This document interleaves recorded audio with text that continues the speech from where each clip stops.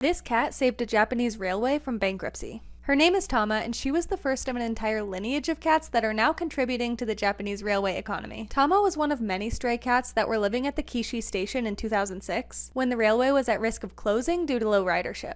The president of the railway system began to evict stray cats from the stations, but the Kishi station manager at the time pleaded for Tama to stay. The request was granted, and in 2007, Tama was given the official title of stationmaster. Her job was to greet passengers in exchange for a year's worth of cat food, a custom cap, and a gold name tag. The excitement over Kishi Station's newest employee caused a 17% increase in ridership that month, and that trend continued. Because of her huge success, she had a train decorated for her, and a Tama souvenir product line was launched. In 2008, she was promoted to Super Station Master at a ceremony that was attended by 300 people. The promotion came with a new office and a private bathroom, which was a ticket booth with a litter box inside. Her success only continued, and with the increased ridership, the railway was saved. In 2012, the station hired Tama's apprentice, Tama, who was just as good at the job. And in 2015, at the age of 16, Tama passed away of natural causes, and after a 50-day mourning period, Tama was officially named Kishi Station's new station master. Last year, Tama was given the additional title of Chief Priest of Tama Shrine, which means that she looks over the original Tama Shrine, which is located on a platform at the station. And now, Tama has her own apprentice,